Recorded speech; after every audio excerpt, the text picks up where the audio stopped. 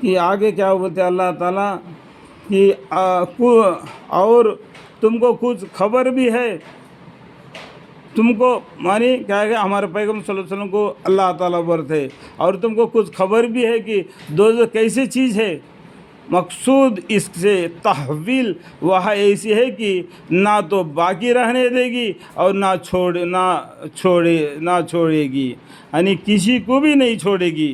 سبھی کو، جو آدمی دوزخ میں آ گیا نا، اس کو اس طریقے سے دوزخ میں کتنا ہے، اللہ کے حکم سے دوزخ میں بولتے ہیں 19 فرشتے ہیں، بولتے 19 فرشتہ، ایک ایک فرشتہ 19 طریقے سے عذاب دیتا ہے۔ بولتے ان کو کس طریقے سے عذاب دینا، وہ اللہ کا حکم جیسا ہوگا ویسا وہ فرشتے بجا لائیں گے۔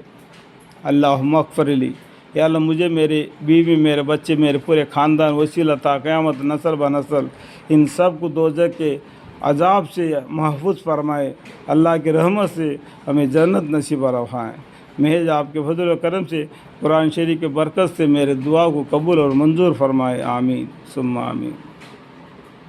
اور وہاں جلا کر بدن کی حیثیت بگاڑ دے گی، جیسا دنیا میں بڑا سورج شکل بنا، تب سورج شکل تھا کہ جہنم میں جائے گا تو جہنم کی آگ اس کو جلا دے گی، بدن کی حیثیت بگاڑ دے گی، اور اس پر 19 فرشتے، دیکھو میں بھی بتایا پہلا کہ جہنم کے اندر کتنا فرشتے ہیں، 19 فرشتے ہیں۔ اس بات کو کیوں اللہ نے بولتے ہیں؟ اللہ کا قرآن کو ماننے والا، ایمان لانے والا اس بات پر ایمان لائے گا کہ جہنم کے اندر 19 فرشتے ہیں، ٹھیک ہے، 19 فرشتے ہیں، برابر ہے، اللہ نے کہہ دیا ہو گیا۔ لیکن کچھ کافر لوگ ہیں، قرآن کے نسبت الٹی باتیں بولتے ہیں کہ اللہ کے پاس اتنے فرشتے ہیں تو 19 فرشتے کیوں، 20 کیوں نہیں، 25 کیوں نہیں، یا 40 کیوں نہیں؟ اس طریقے سے کیا یہ الٹے سلٹے جھگڑے نکالتے ہیں۔ لیکن جو مومن آدمی ہے، جو قرآن پر ایمان لایا ہے، وہ اللہ کے حکم کو مان لیتا ہے۔ یہی ان میں ہمارے میں فرق ہے۔ کیا یہ فرق ہے؟ جو قرآن کو مانتا ہے، جو نہیں مانتا ہے، یہی ان میں فرق ہے۔ اور دوسرا فرق کیا ہے؟ نماز ہے۔ جو نماز پڑھتا ہے وہ مومن ہے، مسلمان ہے، جو نماز نہیں پڑھتا وہ کافر ہے۔ وہ ایک اپنے بیچ میں یہ ہے فرق ہے۔ اور اس پر 19 فرشتے جو اس کے خاوند ہے، جن میں کا ایک مالک ہے، یہ 19 فرشتوں میں سے ایک بڑا مالک ہے، وہ اللہ کے حکم ان کو پہنچتا ہے، وہ ان فرشتوں کو بتلا دیتا ہے، اس کو اس طریقے سے عذاب دے دو، اس طریقے سے عذاب دے دو، مقرر ہوں گے۔ یہ 19 فرشتوں میں سے ایک ان کا بڑا ان میں سے ایک ہوگا، وہ اللہ کے حکم کو ان فرشتوں کو پہنچا دے گا، وہ فرشتے ان کو اس طریقے سے عذاب میں دیں گے جس طریقے سے اس نے کیا تھا، اس کا سزا جس طریقے سے اللہ نے لکھا اس طریقے سے اس کو سزا ملے گا۔ اور ہم نے دوزخ کے کارخان آدمی نہیں بلکہ صرف فرشتے بنائے ہیں۔ دوزخ کے اندر عذاب دینے کے لیے آدمی نہیں، انسانوں کو جو غلطی کیا ہے اس کو سزا دینے کے لیے اللہ تعالیٰ نے فرشتوں کو مقرر کر دیا۔ لیکن دنیا میں آدمیوں میں سے آدمی چن کر پیغمبر بنا دیا۔ یہ لوگ بولتے ہیں نا کہ ہم اگر پیغمبر کو بھیجتے تو اللہ تعالیٰ فرشتوں کو کیوں نہیں بھیجتے؟ جیسا یہ ہمارے ساتھ کھاتا ہے، چلتا ہے، پھرتا ہے دنیا میں، ہم طریقے سے ہم صبر ہے، اس کو کیوں پیغمبر بنا کے بھیج دیا؟ ہمارے میں جو بڑا آدمی، جو پیسے والا، اس کو کیوں نہیں پیغمبر بنایا؟ اس طریقے سے پہلے جو قرآن کے آیتوں میں ایسی بات بھی گزری ہوں گی کہ آدمیوں کو کیوں پیغمبر بنایا، فرشتوں کو کیوں نہیں بنایا؟ لیکن قیامت کے دن جہنم کے اندر میں انسان نہیں رہے گا، فرشتے رہیں گے جو انسانوں کو عذاب دینے کے لیے۔ وہ فرشتوں کو آگ نہیں جلائے گا، اللہ تعالیٰ نے ان کے پر آگ کو حرام فرما دیا کہ 19 فرشتے آگ میں اس کو مبتلا کریں گے، انہیں بلکہ صرف فرشتے بنائے، یعنی جہنم کے اندر۔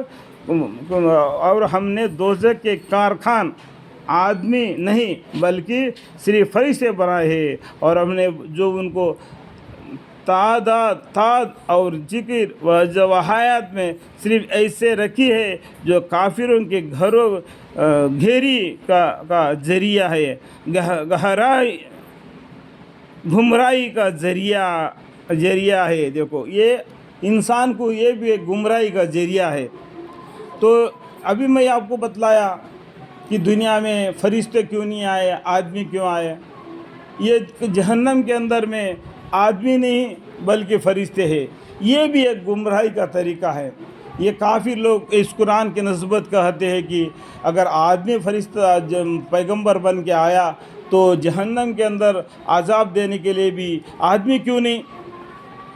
اگر اس طریقے سے الٹے باتیں کرتا ہے انسان تو اس کے لیے بھی ایک آزمائش کی چیز ہے۔ یہ اس پر ایمان لاتا ہے کیا؟ نہیں۔ ہم مسلمان اس کے پر ایمان لاتے ہیں۔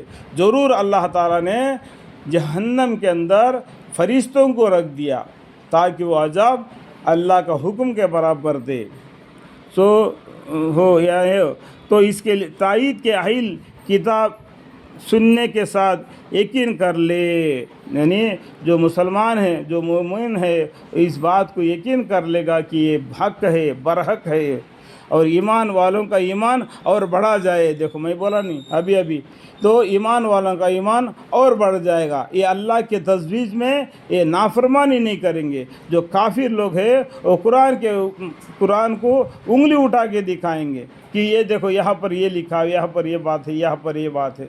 کوئی ایسی بات نہیں میرے بڑے بھائی، قرآن کے اندر ایسا ایک الفاظ بھی نہیں جو جھٹلانے کے لائق ہے۔